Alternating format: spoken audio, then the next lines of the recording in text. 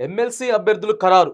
BJP నుంచి ప్రేమేందర్ రెడ్డి, ఇప్పటికే కాంగ్రెస్ నుంచి తీన్మార్ మల్లన్న, బీఆర్ఎస్ తరపున రాకేష్ రెడ్డి నామినేషన్. నేడు నామినేషన్ వేయనున్న బీజేపీ క్యాండిడేట్.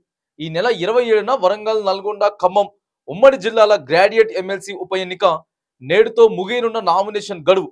ఇక స్పీడ్ అందుకోనున్నటువంటి ప్రచారం. రైట్, ఇక ఎన్నికలు అయిపోతా ఉన్నాయి. ఎంపీ ఎన్నికలు అయిపోవడంతోటే కాదు కూడా ఇప్పటి నుంచేలే నామినేషన్లు దాఖలైతా ఉన్నాయి. మళ్ళొక ఎన్నికకి మీకు తెలిసినటువంటి విషయమే ఇదంతా. ఎమ్మెల్సీ ఎన్నిక రాబోతా ఉన్నది.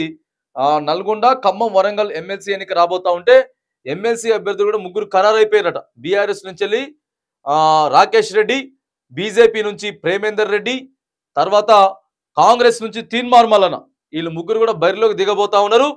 నామినేషన్ కూడా ఇలా వేస్తా ఉన్నారు. BJP candidate already Teenmar Mallanna, Rakesh Reddy nomination వేసేసిర్రు. ఈ నెల 27న వరంగల్, నల్గొండ, ఖమ్మం ఉమ్మడి జిల్లాల గ్రాడ్యుయేషన్ కూడా ఎన్నిక జరగబోతా ఉన్నది. 27న ఎన్నిక జరగబోతా ఉన్నది. జూన్ 5వ తారీఖున కూడా. ఇది కూడా చాలా ఇంట్రెస్టింగ్ ఎన్నిక. తీన్మార్ మల్లన్న అనే వ్యక్తి సోషల్ మీడియాగా చాలా ఫేమస్ అయ్యి ప్రభుత్వాన్ని ప్రశ్నించి ప్రభుత్వాన్ని దింపడంలో కొంత భాగం కృషి చేసినటువంటి తీన్మార్ మల్లన్న మరి గతంలో అక్కడ స్వతంత్ర అభ్యర్థిగా పోటీ చేసిండు. అక్కడ గెలిచినటువంటి అభ్యర్థికి కొద్దిగా ముచ్చెమటలు పట్టించి తక్కువ మెజారిటీతో ఓడిపోయిండు. మరి ఇలా కాంగ్రెస్ పార్టీలోకి పోయిండు. మరి గెలుస్తాడా గెలవడా అనేది పెద్ద చర్చనీయాంశంగా మారింది.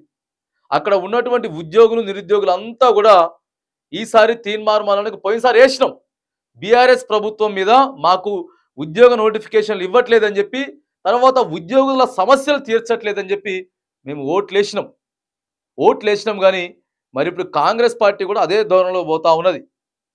అప్పుడేమో బీఆర్ఎస్ పార్టీకి, కాంగ్రెస్ పార్టీలకు వ్యతిరేకంగా మాట్లాడినటువంటి తీన్మార్ మల్లన్న మరి ఇవాళ వచ్చేమో కాంగ్రెస్ పార్టీ తరపు నుంచి ఓటు ఏమని అడగడం, అది ఎంతవరకు కరెక్టు, అది ఎంతవరకు మరి ఆయన ప్రజల కోసం పనిచేసిన అయితే తీన్మార్ మల్లన్న అని చెప్పి మాట్లాడుతున్నాడు.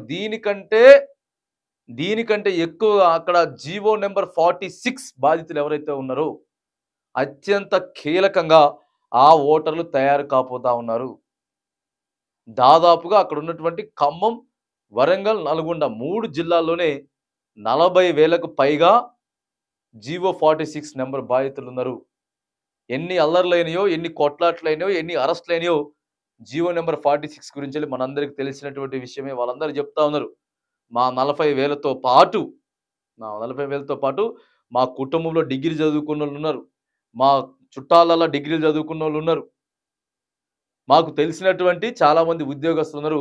వాళ్ళందరితో కూడా ఎందుకంటే ఇప్పటివరకు కూడా జీవో 46 నెంబర్లతో బాధితులు ఎవరైతే ఉన్నారో వాళ్ళతో కూర్చోబెట్టే ప్రయత్నం కూడా చేసి మాట్లాడట్లే కాంగ్రెస్ ప్రభుత్వం వచ్చి 5 ఏళ్ళు అవుతున్నా.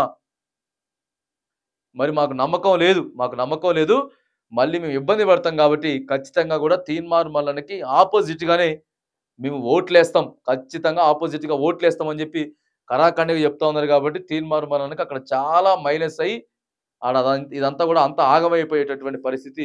మరి ఆయనకి పోయినసారి వచ్చినటువంటి ఓట్లు కూడా వచ్చేటటువంటి పరిస్థితి లేదు. ఇక రాకేష్ రెడ్డి, ప్రేమేందర్ రెడ్డి వీళ్ళిద్దరు కూడా బరిలోకి దిగుతా ఉన్నారు. పట్టభద్రులంతా కూడా మరి ఎవరికి తీర్పు ఇవ్వబోతా ఉన్నారు, ఎవరిని మెజారిటీతో అక్కడ ఎమ్మెల్సీగా నిలబెట్టబోతా ఉన్నారు అనేది కూడా దేశవ్యాప్తంగా. ఎందుకంటే తీన్మార్ మల్లన్న, రాకేష్ రెడ్డి అంతకుముందు బీజేపీలో పనిచేసిండు. చాలా మంది కూడా ఎమ్మెల్సీ ఎన్నిక గురించి చర్చించుకుంటా ఉన్నారు, చూస్తా ఉన్నారు. 27వ తారీఖు అయితే ఎన్నిక జరుగుతుంది. ఇప్పుడు ఎంపీ ఎన్నికలు ఏవైతే ఉన్నాయో జూన్ 4వ తారీఖున రిజల్ట్ వచ్చిన తర్వాత జూన్ 5వ తారీఖు ఈ ఎమ్మెల్సీ ఎన్నిక కూడా మరి రాబోతా ఉన్నది. ముగ్గురు అయితే బరిలోకి డి అంటే డి అనుకుంటా మరి వచ్చిండ్రు. ఎవరు గెలుస్తారు ఏంటిది అనేది కానీ అక్కడ ఉన్నటువంటి జీవో 46 బాధితులు ఎవరైతే ఉన్నారో వాళ్ళే ప్రధానంగా కీలకంగా ఈ ఎమ్మెల్సీ ఎన్నికలలో మరి మనకి కనబడతా ఉన్నటువంటి వార్త కూడా మనం చూస్తా ఉన్నాం.